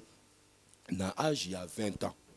Papa bolimbisi tozoke malame na ba question bolimbisa biso mais quand même maman pe ata koyebela liboma nganga déjà zwaki wasengaki mais maman pe abotaki mwana mwasi nde yango moni nazoyebisa bato ebele ezali témoignage moko mulai nayaka kozonga na mateya nanga pe na témoignage nanga esika wana nalingaka bato bayoka nga nanu bomba koyeba eloko nini elekaki omoni nganga aza lokuta tanga azolobake na pesi yo mwana ya mwasi nzoka eloko wana ezalaki lokuta ezalaki nde kutu kobebisa oyebi ke nganga ko kopere na mbanda oyebi yango na mbanda ya yo oza na mbanda me nganga kopere na mbanda po mbanda wana aza ndoki yo eyebaka te eza makambo elekaki ebele parce que c'est une famille toza na famille toza mpe na bandeko ebele ya mama toza na famille ebele makambo neti ngai na boma mama mosusu ya famille ntango bayaka nayaki kosenga bolimbisi balimbisaki nga bongo lelo na kozongela suki olobaki na bomaka nayoka soni parce que bango basi balimbisanga nzambe asa limbisanga bongo bato ya mokili bakolimbisanga te mpo na nini amen. Alors ntango tokokontinue tokoloba esika wana ekozala très important nde sikoyo eloko elekaki ntango naye kokóma na âge ya 20 ans et que monde à ténèbres nzoka miroir oyo basi basalelaki nga miroir wana basi basalelaki nga na miroir wana bamonaki nga déjà ndenge naza kokola petit à petit, pendant que je grandissais, bango, déjà na miroir, bandé komonanga. Tant que baye komona que le petit Joseph, o biso to senga kasa la biso akoli nde yango sikoyo baye kobimisa nga musala lokola nga nazaki moto nazwaka pena tanga otanga mingi te parce que nazaki koutiser puis bambonga mama puis makambo na ngai nazaki peu turbulent na osala sport na âge déjà à 20 ans nazaki déjà maître na judo ba judoka nyonso na saluer bino bayebi maître chopa partout ba masanga baza bayi bazomona nga ngaza pasteur Joseph eza babete mama na ba na maître eza musala na sala kiti mama bongo koboya bandeko na wana ko obwaka bango soki biso tokesi mana bango te ba bongo mandeni ba koyeba nzambe neni faut bayeba makamtonde ko sala pour banda omona nga champion toujours pour gagner toujours ba combat il faut bayeba nande ko gagner ba combat na ndenge nini tant tozaki na DSP na Kanchach na judo club salongo bamasa bazolanda nga tolongwe na Kanchach na ko sala judo club Lemba na maître Magema to ko continuer judo na biso na kata judo moni bato ko bayeba ete nga zaki na kisi nga zaki dia na makambo wana nyonso nde nzamba zoloba na tango wana sikoyo na ye kokoma na 20 ans na 20 ans comme nazaki muta makasi to ye ko sala na bar moko na boîte de nuit o babengi les Seguin liboso ezaki speakeasy pour bato balanda nga bakino tu bayebi d'ailleurs au mona na ba commentaire bato ba ya solo oui na yebi maître oui bato bakoloba na ba o pe bakoloba nyonso wana mais nzamba sunga bino bokende liboso po tosala nzambe po Yesu Kristo masi azozonga tango ese koki baninga nango tosala bango sport ba maître nyonso baza na poto ba maître Manix ba maître nyonso na opesa ba maître kutu mes condoléances makasi parce que na okaki grand maître Eli Metozo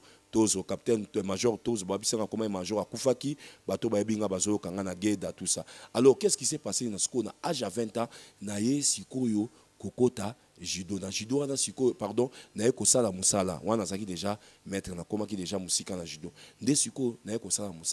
musala toke na les Seguin na kati ya boîte wana lokwa nazaki nouveau na yebaki te baninga nyonso bande koyeba eloko moko te nde sikoyo ngai esika nazalaki baye koplace nga liboso ya porte nzoka monde ya ténèbre mpe moto esaki ke nazwa mosala wana nde nayebisaka bato mosusu misala mosusu topesaka batémoignage alleluya amen nazwi mosala yebisa biso mosala ozwi wana eza nini par exemple opesa témoignage nazwi mosala nasalaka na boîte wana eza mosala nzambe apesi yo beaucoup misanzambe natekaka masanga comme Amazon na minataka ba jipe moko mikusi na mitika ka mutakala wana eza musala nzamba apesi yo non eza musala nzamba apesi yo te alors Bible lobi que c'est la bénédiction de l'Éternel qui enrichit et il ne fait suivre d'aucun chagrin merci maman posant na lingaka yo posant na kata liloba c'est ça na lingaka po mission na yo ezaka liloba ezaka témoignage te bato bayeba banda obatika kokoma no boye tozonga na liloba tout ça liloba toloba ka mama alors tozana na tango ya témoignage eza accompagné la parole de Dieu nde nazoloba na bato moko na musala siko un jour ba placer nga liboso à porte ba bina nga muto akota te muto abima te amona liboso na nga na kwa nde kolala muke na sutuka mwasi ya kitoko yaya soko tali mwasi wana yo mo te soko komona ndenge soko lingo finga e olobaka lungwana taye kitoko poza ne loka kofinga ete suki tina c'est mwasi kitoko azana taille o baba na ebite donc akoka mo finga ezate liboso nanga na tunye pona nga otanga su kombo ya sirène wana te na tunye x yo nana kotio na ba pe komone na wana te na bi nana kotio mama ozandumba oyepe na bandumba bazaka habite nga na pardon na bi mais okoti awa ndenge nini po clé yango na maboko na ngomo yokota eza baba na kanga boîte o esekangami yokoti ndenge nini abina nga lobi te wana bazo compter mbongo na kata boîte wana ko kanga boîte nga libanda nda abina nga lobi te ngai na yepo na yo natali boy natali kitoka mwasi na bi oyo chérie yo moko yepo na nga na sale effort te yo ye natali mwasi na bi bravo natali na sima nga tamso ndalo na Joseph Mususu natali sima na moniki na zaki nga moko abina nga lobi la obligé siko chéri tolongwa et pas ba parents na biso wana ya kosinga et pas vana et pas ba parents na habito longwa to changer habito ko changer ndenge nini yo na ngai to ke ko vana esika mususu mais aussi longtemps pe maman Tiffany na tango na pe papa na maman basi bakabwana nazo ebisa papa na ke pa mama ko vanda nazo ebisa mama na ke pa papa ko vanda nazo yebisa bango siko mama nde na tango na siko ebike ba téléphone opé lelo ebimi oyo ezalaki te pa benga allo mama ban est-ce que azakuna te ezalaki te ezalaki kaka et puis ba parents nga bande ko yokana te yango moni ngai mama na zaka contre divorce na senga ka nzambe et comme na biso na bon na biso te pourtant yo zo divorce zo tika ba na yo oye bate mbanda wana zo na libala zo ko sa nini oyebi na mona mwana moko mama na kosekisa o tala mutu munene na tuni bango mwana mutu munene abota mai ne babi bigogo elekaki ba mbanda mama mwana sopama mwana ya inane 6 mois batiki na mbanda soka sopima ina c'est ça normal za mwana mukete mwana mama ko gogo ko omona gogo ko mwana mutezo développer omona muto mwana ne commandé ngwa alors na kufa ina ko sekanga moko wa ezaka pona faire biso batozo na émission parce que mon émission ezaka te mutazo landa na bakanda nyonso to landa mimona kaza mabe yenzamba ko sa te nzamba ko salela yo na mabe na osoko yepa na Yesu sengi bolimi Bible bi si tu confesses seulement de ta bouche amen nde nazo ebisa mutu moko tangu siko eloko ane komaki eloko ni komelenga mwasi na to yokozwa ndako pona bato ba ebinga ba masanga babi nazo vanda na bokasa wana na immeuble chebo toke ko louer wana mwasi osika kwa kindumba nga na osala kwa kimetre kibansa o benga bansa en anglais na bato ba États-Unis babi bansa ba benga ba garde corps alors toujours kenge la boîte wana mama iska tozaki eloko nini lekaki nga iska zaki un jour na lobi bon nazaki na posa po na umeli mingi na kendo tala mama na eba kite wana zomona ka mwasi kitoko parce que to otambola ninga na bimisi ba paquet na ngata ki mettre muta simba te oya ko simba oya ngamo ko nazo eba tinazo batela nde garde corps ya ndoki mama na koma garde na eba kate mwasi mama soko tali mwasi wana sono otambola nzela batinyo bazo tala e akopeta mwana zaka pe mo elenge na zaka pe mo elenge na zokola pe kitoko nga kola ka mo elenge moi bien pe na miso abato alors na tango wana na mwasi nanga bato zo joli couple pe na joli couple zoka na zo ebate mama un jour kaka to la muki na tongo bongo yo tuneki adresse à mwasi yango te place avant na oyeba mama yo za mvuto ko tuna ndeni bongo azola nanga za mvuto est-ce que ça tuni tuna pele yo pe tunati makango za na wana ta na poto est-ce que zo na biso wana yo zomona mwasi bokutani na poto ebi mama na ete tata na ete yo pe mobali okutani ebi tata na ete mama na ete mais bovandaka ti to yebanaka papa yango zomona ba condition makambo zo lekela wana tamsuka muto obengaka bébé obengaka chocolat mon cœur mon amour ma langue mon bras musuku na okazo ba mon papier hygiénique et c'est qui ça musuku ba mon boudin ma saucisse oui ma saucisse mon cœur à moi ma moitié mais oui la moitié na yoana tout na yete avant d'akawapi papa na yena ni maman na yena okofungola misu te mon frère nga na fungola ki misu te na zaki envoûté mais nga le quoi na zaki envoûté le quoi nzamba kangolinga te na zo ebisa yo mutoza envoûté yo telemi ba pe tout na ye lo ba maman ya solo apôtre ça réseau pe to umeli na yo pe yo vanda kawapi mama na bino nani ba parents na ngapi ba ke no vérifier tamso baba ndeko baba na pote belé bon Afrique si ko eska toza partout na tamo na ba monde ba Chine kuna na Kenya na zomona mutu baba ni bazo yeba na te ba ko yeba na surtout na ba phénomène ya kichurio donc kichuru monsieur comment ça na ngwa cachette otozo boya wana o bayandi baba na bango na bango monsieur comment ça na bato nyos batete la baluba bangala bakoma bana alors elo ni combien maman nde sikoyo to vanda na bina kiuta mama lokwa na ndai ko lata mingi nazo luka sikoyo ba chaussures za ko correspond ne lambo nga na lata ki sikoyo pendant que j'étais en train de chercher maman na mona na sambetu na moni bouteille moko ya dissolva ezaki mne ba bouteille ya dissolva ba mama wakala baebi banda ko sala ngo ezaki ya mulangi na bouteille wana ta na kata sambetu pembe na sapato na zoluka na moni fleur mbisi na kati na mai na bi onini na chaki yango na bina pusana omona kaneti ndeko na biso kidiaba soki to chebi ndenga denda kawana soki to chebi na sala kidiaba siko ya libumu nanga nazo de na libu mama na simba bouteille na bina simba mama ibandi kolengisa nga na sambetu na bando lenga na sambetu na lengi ebimisinga na komo ganga na gangi na bina ganga ta po bato baza pembeni soki na boka bouteille se coller na boaka bouteille se coller na maboko nanga na boaka se coller na bi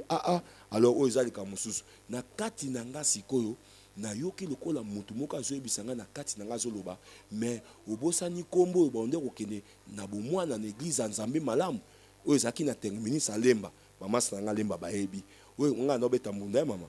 na no yemba pe na chorale mais na bongo makite na ko beto pe olaka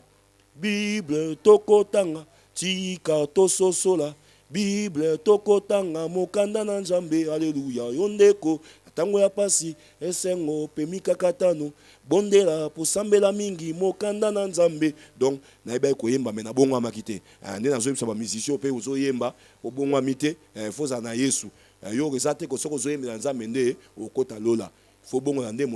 motema bongo le motema ya Yesu Christ le quoi Seigneur et sauveur na beta mbunda na église nzambe malamu mais na bongo makate na yemba na chorale mais na bongo makate na tango to sanga na biso na chorale notre centrale na za mwana mukebwe dirigeant na biso apôtre Léopold Mutombo papa nzamba pambola ye na onyo sa osa pona nzambe na pambola eskaza ngana mwana muke ba benga nga petit Max Star wana zaki muke na zo yemba ka bongo pokoko na biso azako sama na nzambe malamu nde sikoyo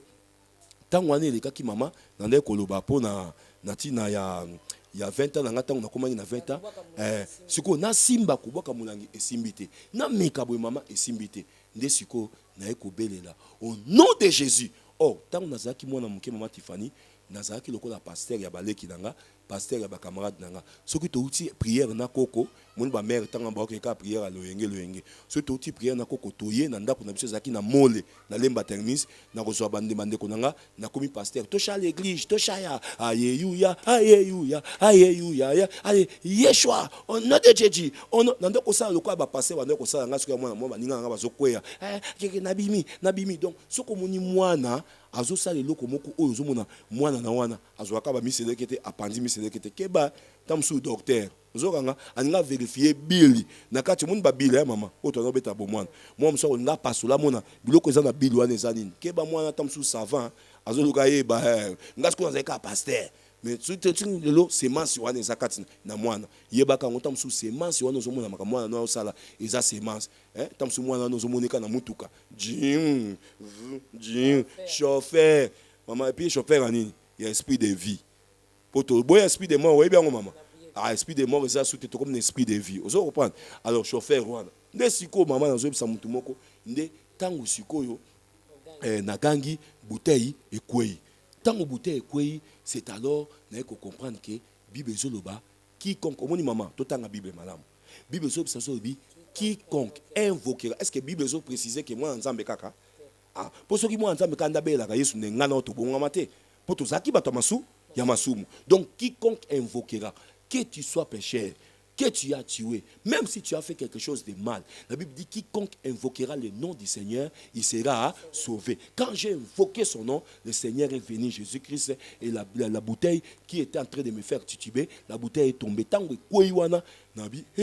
na pemi, na tali suko na ndaku, ba porte fenêtre ya kokanga. Ok, ngana kanga ki angote. Na zui clé, na ke na meki na moni ya kokanga. Na zui clé wana na tie na poche. Na zui bouteille wana ya dissolvant. Na mona mbisa komi agité na kati ya mai pendant que komi ko s'agiter na meki na fungola rien yaya Matifani na sali makasi na nga masere comme mobali na fungola taki mettre na meka rien na bi bouteille ko longa ngate na zu bouteille na tie na se le quoi na ndeko bongisa manteau na ngeska na tia bilamba na zu bouteille wana eska na bongisa na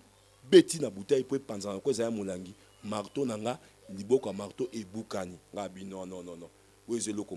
pendant que nous avons suna mona liboso na nga na mir mama na mir neti mir eza boye simananga na mir na mona mbala moko mwasi akoti na mir na porte te mama na fenêtre te mais nande ko benga mon amour na zakola na mbetu moko na mona ki lokwa chéri nanga mais nsoka na kati ya mir mwa mwasi abimi tango abimi ba mona kati ya mir dira bisinga pesa Joseph na biso pesa na bina ko pesa te abi pesa soko pesi to komona likam na kosala o pesa na bina ko pesa na bina zo beta ota ke maître yo anga makanisi na Matifa na bien donc yo kanga na kisi o kanga na kisi yango yo saka nga boya zelo komona donc nazo pesa na beta eli kofu mama a souffler quand il pas na ngabo kao ezaki un vendredi depuis ce vendredi maître akwe kao mola maman tali obi ombisi akendaka mwasi kitoko est-ce que yebi kati nae ndena opesa pe mamolangi raison alobi ke il faut toye baka étape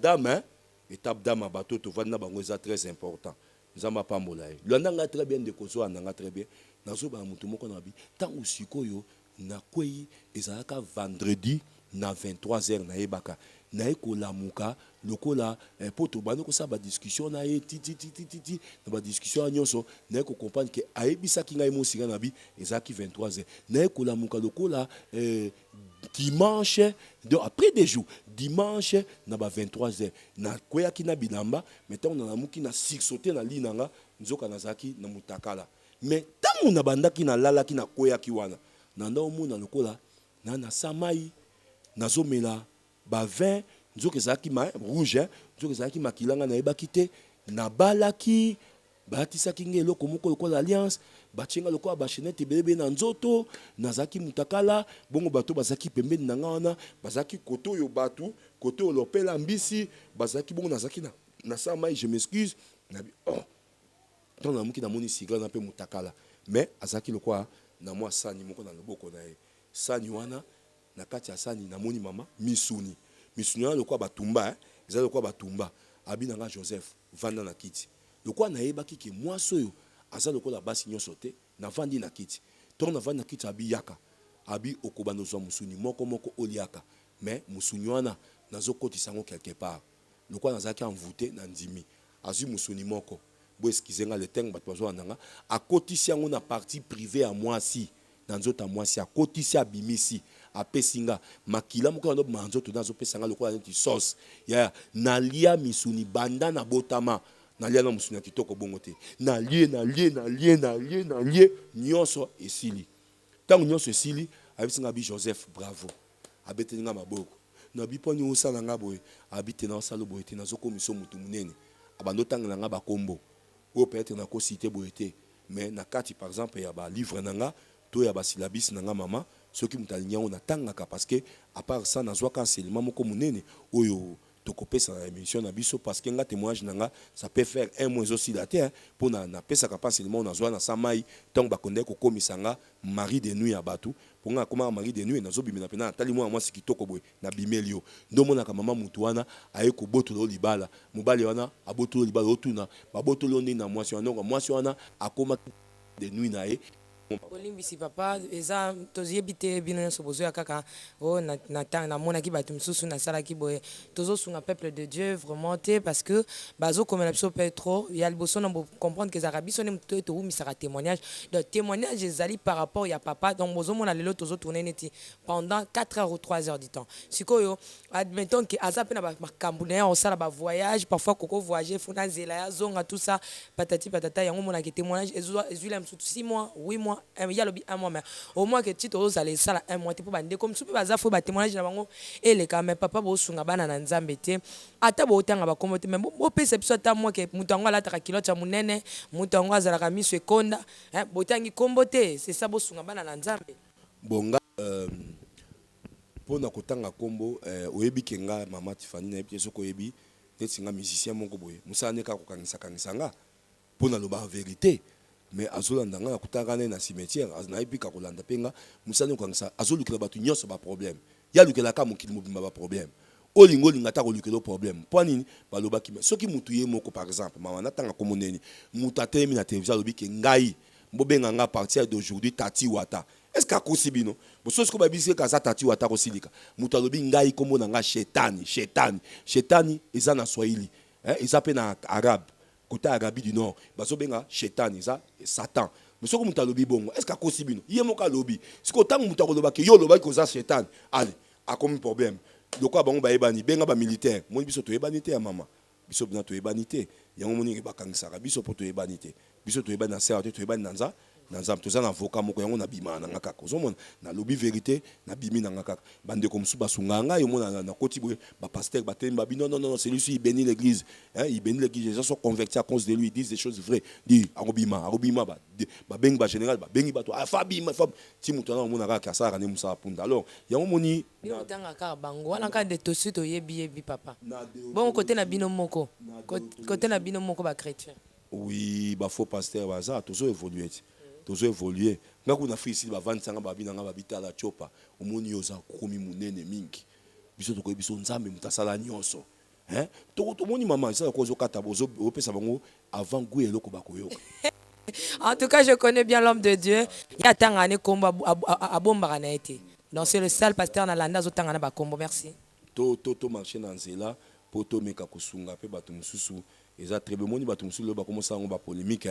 pour atanga ki kombo ali moni polémique atanga ki kombo boy ali bato ba komi ko publier atanga ki boy moto boy magicien moto mais ba signe bibelobi vous les reconnaîtrez par leurs fruits ozomona moto azo sabina lobi ke à partir d'aujourd'hui l'église est totalement en esprit des morts est-ce que moto na za sur nzambe moto ye moko alobi na bino bana nzambe bana ya nzambe muto abi na bino kalobi naza na pouvoir ya ko se dédoubler na bimi naza na Kisasa na bimi na Londres naza na Kisasa na bimi na États-Unis na senge loko moko pa mutu na butu na moya yelinga est-ce que fonga na yebisa ko mona est-ce que fonga na loba maman oyo biso to lobela bino oh mais yo soko moni mutango lobi mais nazo so ba signe yango na mama na ngai tala na yebisa bino loko moko Bible lobi car il viendra un temps où les hommes ne supporteront plus la saine doctrine. Amen. Mais ils auront la démangeaison d'attendre des choses agréables à l'oreille. Ils se donneraient une foule de docteurs selon leurs propres désirs, détourneront l'oreille dans la vérité et se feront vers les fables. Mais toi, sois sobre, supporte les souffrances, fais l'œuvre d'un prédicateur et remplis bien ton ministère. Au moni makambo eza lelo, eza suya ko bomba te. Nde na koya wana mama na koya. Moni soki na koti mingi mais na sepe na ba question no po ezaka kolakisa batu makambo na kolo. Nakolo ba baka déjà basé la kelo kwana. Alors qu'est-ce qui s'est passé siko wana nde na obaki ke tango siko yo sira na ko bet nga bravo abi bravo Joseph au sali bien menengo le misunyo eza misunité eza la chair humaine mama na kotsa musa na sanza rien abi osanza te ekei kati nao nazo bisa mutu moko kindoki eza ka jamais musuni kindoki eza ka musunité kindoki eza ka lipate kindoki la sorcellerie c'est l'esprit qui accompagne cette viande c'est l'esprit qui accompagne cette pain ndeta on a ko bisa batu tangu to banda okende kopesa bana école primaire la sorcellerie parce que na école primaire au moni tant to zaka na école primaire mama Tiffany na église misusu bino to tanga komboti l'église catholique au monde que tu as ok na batik quand tu cours tu vandi ba bengi biso mutu moko ba sangisi ba na classe union école primaire tala ignorance point de ça on a dans secondaire te kaka école primaire ba na mike ba vandi magicien moko ayi azu nini foulard soka beki ba pigeon bimi biso azu bazelu asangisi bazelu pan sucre bolé azu ba bonbon mais nga na comprendre te moi Tiffany tant bando pesa ba biscuit wana ba bonbon wana azu mabanga mais nga bando pesa ngate nga vino bando pesa ngate na omona na kocha boko bo ngai pesa nga ba pesa ngate na ebiti tamu sezaki na nzambe to leisa batu kindoki ya kosakana tina to komi te bano botina na bekol bobi na bekol batu bakuta na bango papa maman vous devez être des chrétiens. Vous devez prier pour vos enfants. La Bible dit si tu crois, tu seras sauvé, toi et ta famille, pour que la famille soit protégée. Mais le sang de Jésus peut le couvrir.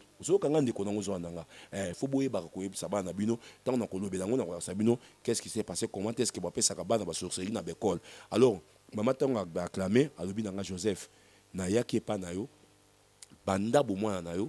to banda kolanda na miroir, a beti mir na mir, a beti liboko na mir. Miroir amunene bima be moni miroir noye miroir ne zaki bien décoré ba koma komo na nga pembeni Joseph Chopa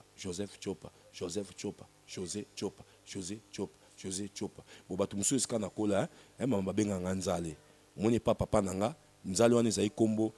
mama moko azaka mwasi ka makangu ya président Mobutu azaka sikoyo camarade ya mama moni tant mama osala ko papa osala kuna te parce que mama te mazaka kitoko mingi ba camarade bande ko ya mingi pa mama bosiko mama azaka na camarade wana komoni ande ko bina na moni wana Mobutu yo na nini wana na bale wana siko alinga kanga mingi ndapesa nga komba biyo pendo zanzale onzale wana za nyama ya mai ya sa mai aze lima nzale wana siko tanga pesa nga kombo tanga na bonga motema na boyi nanga nabi moi je m'appelle Joseph kombo papa ou papa nanga pesa nga Joseph Chopa Lopanu Shongo ozomona kombo nanga Joseph Chopa Lopanu Shongo nde kombo nanga yango wana bon nde siko batu musu mona mboka na musu tozaka soki mutu se distinguer to mwana aza maele to mwana aza eloko moko principal ndomo bato zo banga otondo ba opesanga bakomwa otondo eza mutu makasi donc mutu akoka na nyonso nde ba monde babakisa bato bomenge babenga nga pe bon alors maman qu'est-ce qui s'est passé bisinga lelo boto la nanga la nanga eloko de siko to kopema mka lobi nanga lobi nazo pesa yo mission misato yoza mobali nanga papa nanga natuni papa no baka papa ngona nani abi papa nanga boko akoyeba na mission asima papa ngona nani abi papa nanga lobi nanga na ebisa o ba mission misato o biso toza nango epa na yo to bande kolanda o depuis bo mwana o kosala biso première mission chaque jour Joseph na kati ya mbetu nao na coussin soko bimisi mbongo ekobima na mbongo wana obanda kokende coucher na bana basi par jour selon la mission du jour bana basi 10 to 15 okobanda na bango de 6h à 0h soki osali yango te okokisi 15 te to 10 te yebake okozala pini mais obanda osala nini la première mission tu vas prendre ces filles là. Qu'est-ce que tu vas faire lorsque tu couches avec ces filles là? Tu vas prendre leurs odeurs okozwa solo na bango obandi na oa liboso ti na 15e kosukola nzoto te ndo mona ka mobali mususu ma sœur mon frère aboya mai mais aza na mbongo jeep ata mobali ata soko te sala lote moi sifonde asokola kindu omoni wana omoni mobali ka boy bato mususu bobenga bandumba to yebi oyi mama tunanga ndenge mobali mususu mobali ondumba penza ta niveau na biso ndenge ya conception so ndenge tozwaka. So moni mutazo basi ebele chaque jour. Ndumba te. Il a une mission. Il est au-delà de Ndumba. Est-ce que mutazo ananga azo au-delà de Ndumba, aza na mission, aza Ndumba te. Mobali momone aza na matetal. Moi c'est à Keibo, na 12h, moi c'est na 13h, na 15h, na 16h. Si comme à 20h azu bango ata 20. Wana yo ndumba penza mobali yo ndumba mobali ndumba te lobane ndoki parce que aza na mission nga mission na ngezaki matifani soki na lali na mwasi ndengo wana na kosukola nzoto te ya liboso ti na 15e na nzoto wana siko tango na kokende pa sirene na kolombola nga ndo moni basi mususu pratique lelo mame banda oyebi na tango ya kala kolombola mwasi nzoto kolombola mobali nzoto ezalaka te ce sont des pratiques qui sont donc beaucoup comprendre que eloko c'est que c'est eloko normalité omoni même na kati ya lelo na internet ba nini bino ope ces missions kitoko eza ko édifier peuple de Dieu mais belé abatu na internet lelo ba tia ba film porno bazo bengana obi ke ba kosa même attendre tozo le cas omona ba ko telema bandoki ba ko telema ba ko zwa ta elongi nga basi basalanga mama Tiffany balati singa awa bazo elongi nga balati bazu nzoto babi pasteur wana te akaba délivrance pasteur wana délivre kabatu pasteur wana ba délivrance wana tokola kisaye ba sataniste na Afrique du Sud ba komelinga babi if you don't want to live this thing you are doing we can kill you we can kill you you will see babi singa nangi babi tokola kisayo okomona tokola kisayo tika biloko wana ozolo ba ko délivrer batu wana batu na biso ozo délivrer bango ozo sa bango biloko pona nini ozo fungola batu nga partout même na Kisasa sans batu basangana baya penda babiyo soko boyi to ça accident maman combien de fois on a ça accident dernièrement ce yo kaki ba na bisa ko nabi ba to ça accident ngai na ça ki demi AVC babundisa ti même foyer na ngai ti foyer na nga babundisa ngo babi oyo kaka il faut basala tout ba détruire vie na ye mais ma sœur nzambo aza likolo atika kabiso te oyebi ke na ko biso loko moko soko moni mobali to mwasi basi musu baza na nga na yebi ya tozo yamba bango abi papa nga soki na zumi bali mi 5 te na mukolo na koka bien te iye moko kuta komi kofuta mbongo epa mibali mama afuti mobali mbongo akene nae balala mwasi andongo est-ce que ça kindumba to esprit yebisanga mama wana kindumba te car soki posa me moko akosilisa wana komi esprit alors mama nde sikoyo mibali nyonso mona bomba la basi ebele ba mikolo nyonso yeba ngo asa déjà kindoki alors tikano beti c'était papa ba lemboli nzoto mo nde yango nazokende ti nde yango nazokende bande kotasa bato oyo pe ba osala ndenge wana bayeba batika mona oyo pesa pratique sika master yango ndezo basi bazokufa soki omeki mama bongo meki mwasi moni petit talanda yo pe mwasi ata yo mokonani esika muta omoni awa il faut to loba vérité ngala kosaka na ngati esika muta zo suba esika mutazo sumba esika salité on se bimaka ndesika yo poni oyo ka plaisir na pourquoi est-ce que nzamba azazoba mama asala ke ya mobali ezala bwe ya mwasi ezala bwe azazoba te est-ce que nzamba akana ki ba pratique wana eza ba pratique moko diabolique mwasi ona mama akolombola nga nzoto mobima nzoka tanga zolombola bongo biso tozaka na ignorance to sala kango zolombola mais o gagner le côté ozolombola mozo gagner le côté bango tanga zolombola bongo azolongola nga solo ya basi nyonso mama ma sœur Tiffany soyez pas appelé na ki na basi 11 15 10 12 et bandaka na 10 ti 15 na ko koma 9 te 9 na échoué na mukolo donc de 6h à 0h donc to sa mission batindi si bana sata batosa biso ba nzambe wa kit na 8h mutazo na 12h 10h wa avant passer à amen tocha mabonda mutakoti mama nini nazako tutapondo mama nini j'étais au travail Donc bazo négliger pendant busy. I was busy. I was playing. I was do that. I was just this. Donc ozomona ki mutazo pesa kaka ba argument na. Alors biso sikoyo mama nanga bien abando lombola nga sikotanga zo lombola nga na yebango. Azo lombola na tina. Akozwa ba bokal monde ba bokal to ko cha film mama ba photo akala na check siko ba film wana to ko siko na laboratoire monde ba bokal na pembo wana akozwa solo ya Tiffany ache alomboli ngache akangi azu solo amado alomboli ayebi basi na lala kina bango na ba kombo ayebi yoko yeba te ozo anga mama tanga kozwa ngo akocha na ba bokal akangi vers 3h du matin après avoir assis ici na ngai na mbetu pour na mission en lobby azongi na 3h na oya te na oya na kena pa papa akeita ngazo kendo wana akoyaka katongo de akozwa basolo wana na yaki koyeba Tiffany nzoka basolo wana akozwa ngo aoke na monde ya ténèbres akosela miroir bazusolo bafungoli babwaki na miroir Tiffany obimi na miroir oza na Yesu te olali toza babimiso batali Tiffany oyo akozala na bana ebele tosala nini tobwa yango moni ngai soko moni bato zotuna bato bazoba apôtre Chopa ba miracle ndenge nini apôtre Chopa ndeni aibi délivrance malamu parce que omoni oyo akoyeba bango eza oyo avandaki na bango c'est pas ça mama Tiffany oyo ali nguba ta koyeba gwa nguba oyo meladi yamba ta koyeba ndenge diambe za na meladi yamba yango nazo sabato ya ba diambe ke esa kaboy na mela whisky yango nazo sabato ke whisky esa kaboy na mela tokoto na mela ni akoyeba sabino kita esa kaboy il faut mutu asala ka yiba kanda yeba sabino ke na yiba ka moyibe za mabe alors mama na basolo wana akotala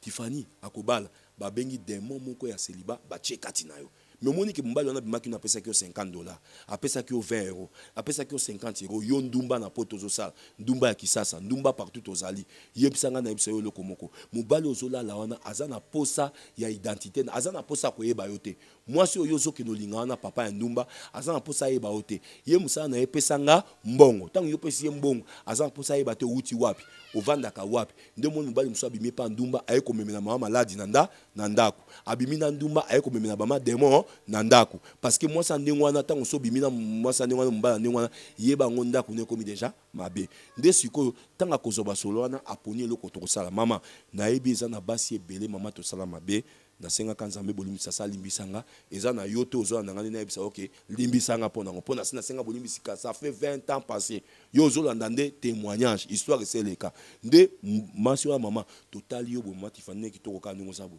to bakeli yo parfait do kakaba. Merci beaucoup, là nous sommes pratiquement à la fin. Je suis vraiment béni de vous savoir que vous étiez vraiment nombreux. Na pambola misusu na papa Oyazaki Nabiso, le pasteur, l'apôtre Josué et Joseph. Donc Chopa, Tozalaki Naye. Donc Nabi Kebo pambola mi, mais restez toujours branchés dans le témoignage. Vous serez vraiment richement bénis parce que Nayebiya qui n'a même côté en bakombo. Donc ceux là humble servant de l'Éternel finité. Donc Kebaba bimisayo na miroir. Merci beaucoup là. Je tiens déjà à saluer donc tout le les mamans, il y a la humble servante de l'Éternel. Je vous aime beaucoup, je vous amour fou de l'amour du Seigneur Jésus-Christ. Là directement, je dois penser à ma famille, à mon papa et ma maman. J'ai dit des gros coucou à papa Merveille et maman Viviane depuis Londres. Papa Merveille, Soukami et maman Viviane depuis Londres. Moi la bino donc namote manalinga bino mingi papa na maman. Aussi maman Nangai, maman Annie depuis Italie na Bologna. Moi c'est papa Edmo Koba. Je dis aussi merci au docteur Alfred Coupé Salom, selon le cœur de Dieu depuis France. Laissez-moi dire merci à maman Léandrine Makabenga. Maman Léandrine Makabenga, j'ai dit merci à toutes les mamans. En tout cas, vous êtes tellement belle, maman la humble servante de l'Éternel. Les lois, c'est puis la carte pour exemple l'anniversaire, la humble servante de l'Éternel, c'est puis le 13 novembre,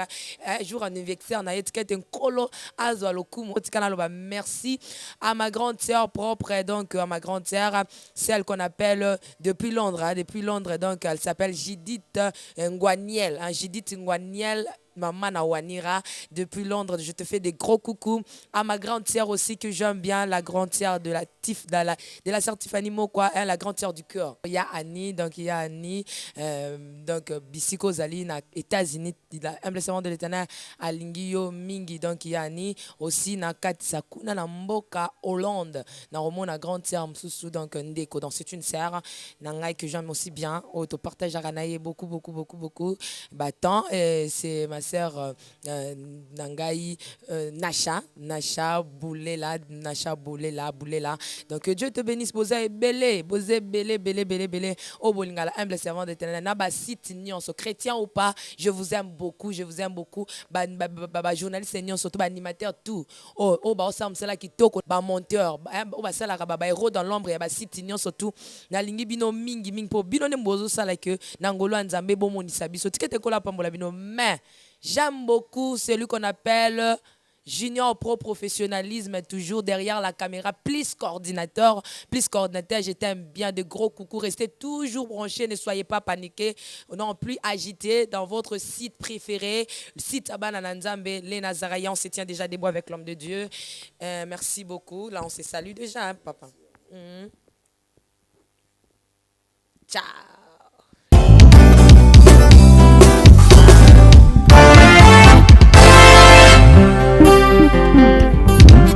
Yesapangosi pinzoli na vinangai pia longoli mapota na motema elongi mawa ebongoni nesengo bato basutuki na sina komi sedwi mpona Yesu mpona Yesu Salomon l'homme sage avait déclaré ce qui est tombé ne peut se redresser. Tango Yesu ye mokolo na sabata ye abongisi mokongo na ngai bato basutuki ngai nakomi geri mpona Yesu mpona Yesu mpona Yesu